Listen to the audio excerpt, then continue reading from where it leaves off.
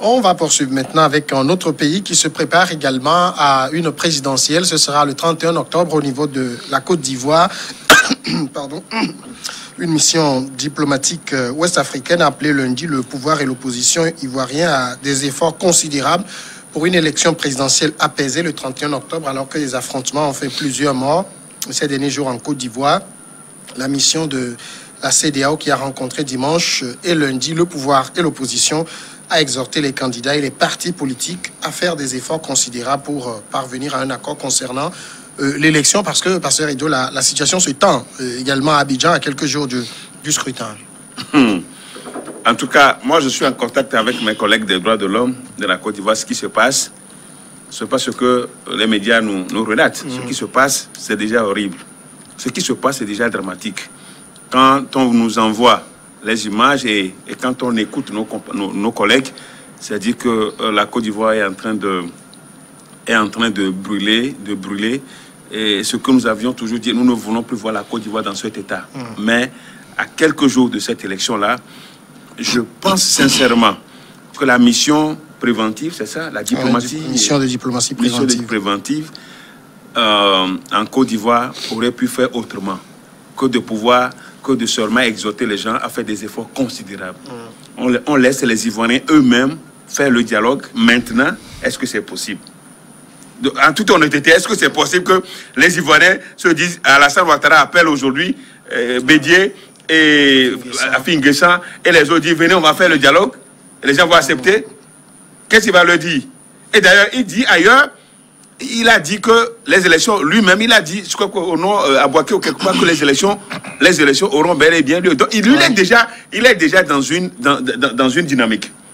Il est dans une posture, c'est que les élections auront lieu dans le temps de... Il n'y a pas dit au moment où un candidat, du moins un opposant a dit que cette élection n'aura jamais lieu. Il va appeler. Donc, la CEDEAO, elle est allée laisser les Ivoiriens même dans la gueule du loup. Oh non. Dans la gueule du loup. Entendez-vous. Les gens n'arrivent, les gens ne s'entendent pas. Les gens n'arrivent pas à s'entendre. Vous venez en tant que médiateur. Hein? Donc quand vous venez, il faut rapprocher les points de vue. Il faut rapprocher les points de vue et décider de quelque chose. Parce que l'avenir, ce qu'on est en train de voir, avec les morts qu'on est en train de compter, avec tout ce qui se passe, la CEDEAO aurait joué un rôle qui anticipe, un rôle vraiment préventif. Je ne sais pas ce que la terminologie de diplomatie préventive. Donc c'est que bon, nous allons aller, Alassane Ouattara va nous nourrir, va nous loger, et puis après nous allons ressortir. C'est ça la diplomatie préventive. Et dit bon, allez-y. Allez vous entendre.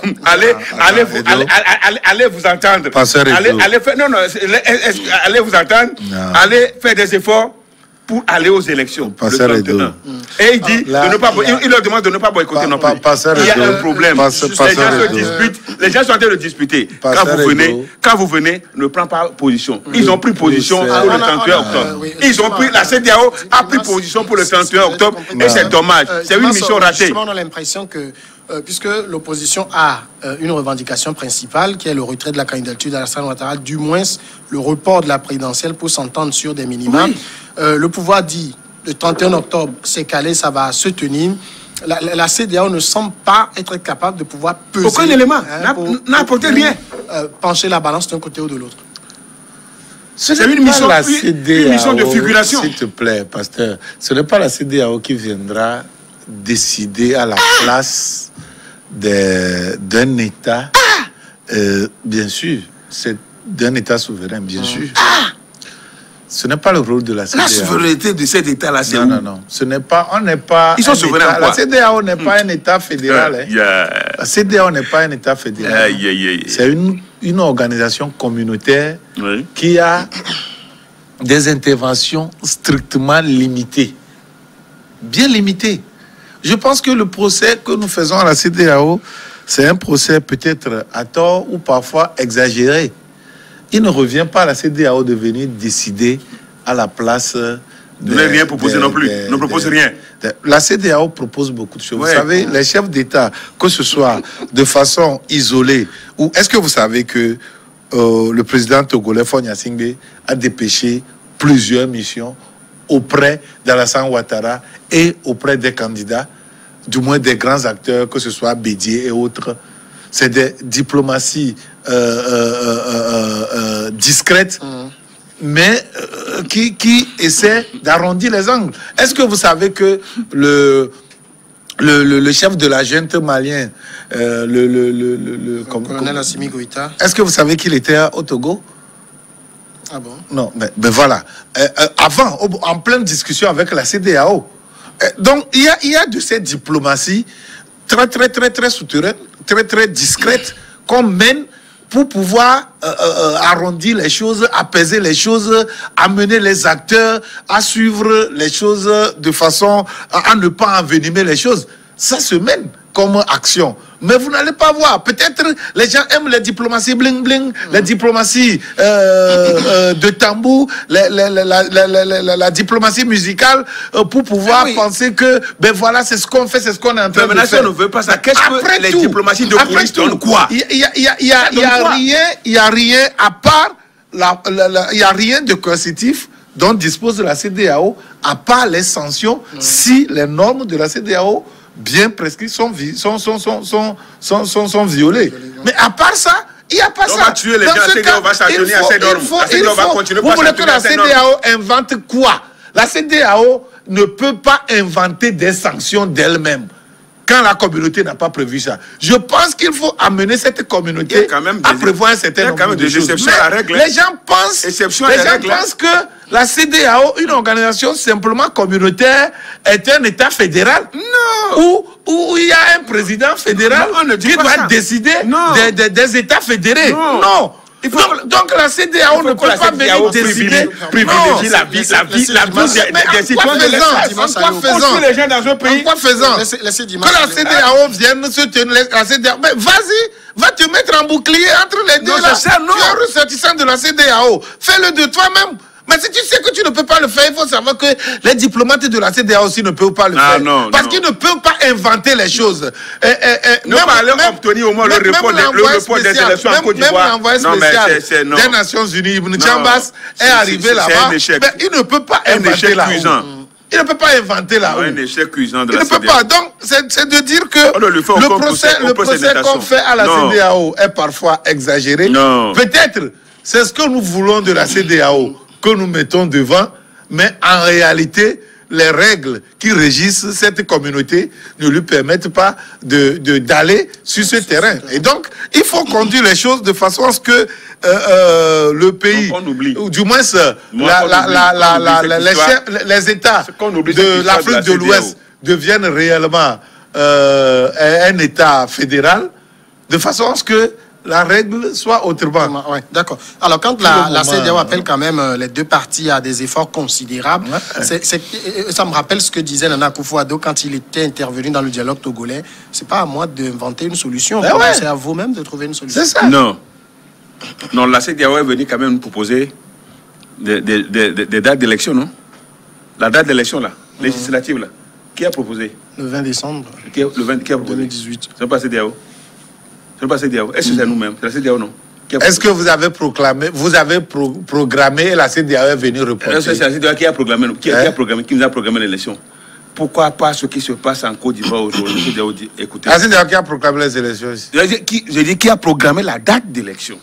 Pourquoi ne pas aller en Côte d'Ivoire et dire, monsieur Alassane Ouattara, nous ne vous demandons pas d'abandonner votre projet du 3e mandat. Mais comme ça pose problème là, s'il vous plaît, poussez la date. Poussez la date et revoyez un peu avec vos opposants. Bon, Pasteur Edo, à supposer que la CEDEAO ait proposé ça et que Ouattara ait refusé, la CEDEAO va faire quoi? Non. Mais c'est ça. Mais la CEDEAO pour nous mettre en confiance, dit bon, nous avons proposé. Mais c'est comme ça. Nous avons proposé. C'est pas une diplomatie. Bon, donc quand c'est comme ça, des effets d'annonce. Mais quand c'est comme ça, au moins, nous avions demandé au président Ouattara de reporter l'élection sur 2 semaines, sur 3 semaines, sur 1 mois.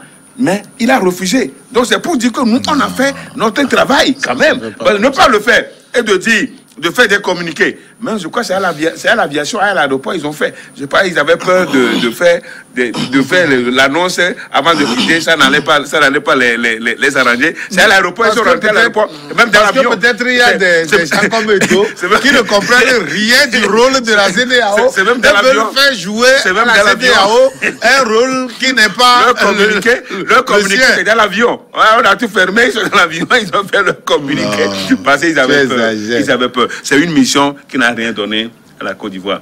Ça n'a rien donné. Et aujourd'hui, le 31 octobre est devant nous. Est-ce que les citoyens ivoiriens, les populations ivoiriennes vont continuer par payer aussi le prix? Voilà un peu la situation.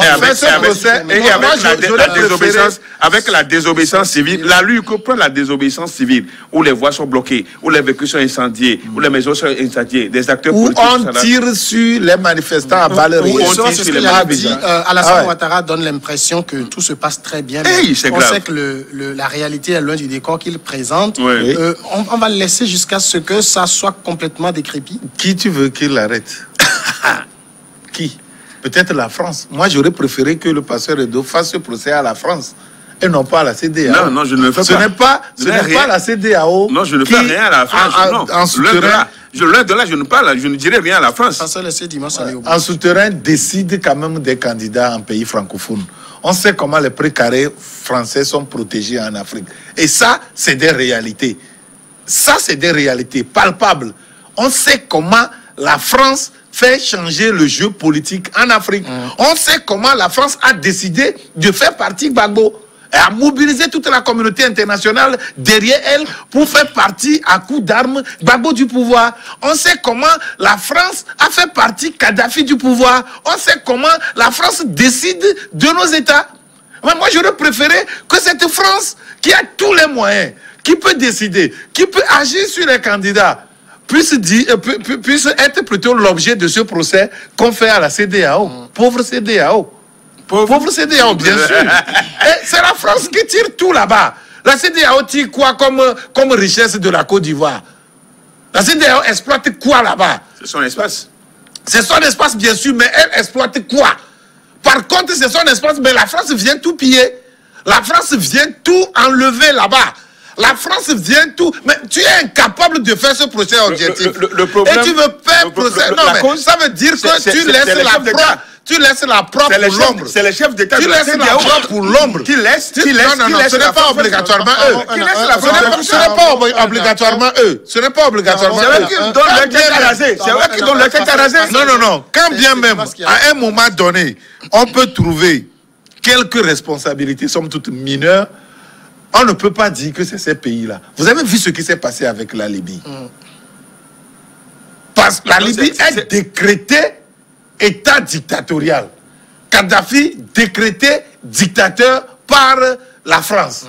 Et on a mobilisé toutes les artilleries lourdes, toutes les aviations du monde entier, toute la force de frappe, la puissance de l'OTAN pour venir écraser Kadhafi. Vous pensez que nous pouvons faire quoi? En tout cas, à l'instant T, pour le moment, nous pouvons faire quoi? Et donc, tout ce que vous avez vu que pour avoir l'onction, pour s'imposer à la Côte d'Ivoire, Alassane Ouattara n'a pas fait le tour des pays de la CEDEAO. Il n'était pas parti à Abuja, mais il était parti en France. Parce qu'il sait que tout se décide à l'Élysée là-bas, concernant notre pays, du moins pour le moment. Et vous avez vu la chape de plomb qui est développée au niveau de RFI, concernant, toi-même tu viens de parler de ça tout de suite, concernant la réalité qui se déroule sur le terrain, avec des manifestants sur qui on tire à balles réelles. Et il y a des morts dont on ne parle pas. Et RFI, qui se fait chantre de ces pareilles démocraties, c'est tu.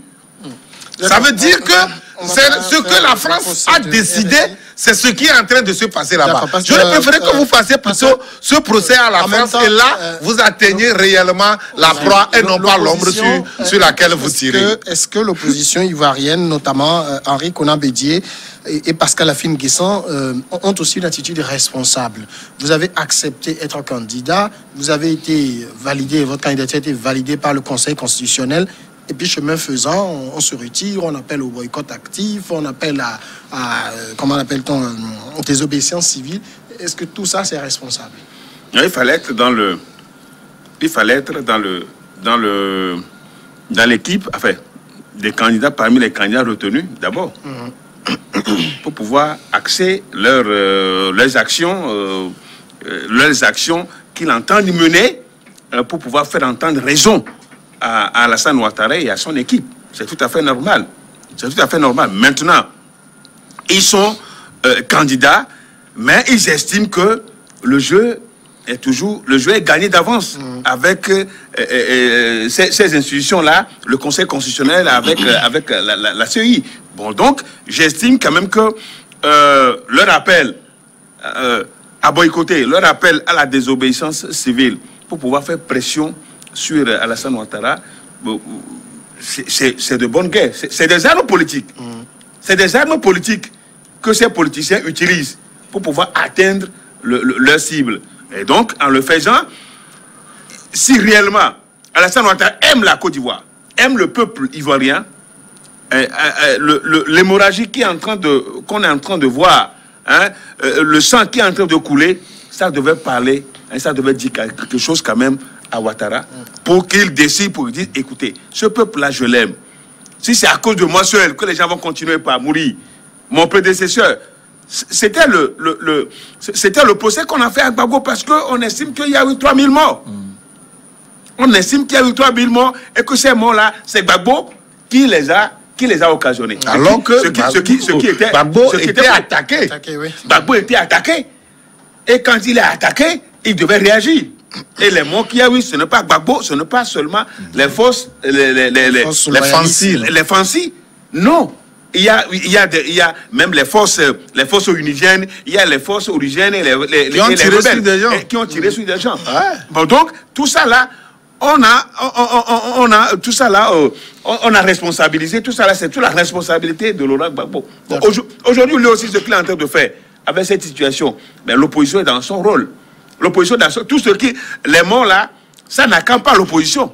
Les morts là accablent Ouattara. Bien sûr. Le rapport va accabler Alassane Ouattara. Ce n'est pas l'opposition. Si quelqu'un devait répondre de tous ces morts, un jour, de tous ces blessés, de tous ces traumatisés, ce n'est pas Bédié. Ce n'est pas Bédié, ni Blegoudé, ni Gbagbo. C'est Ouattara. Ouais, ça rentre dans les Partons pour la pause et on revient après pour notre dernier sujet.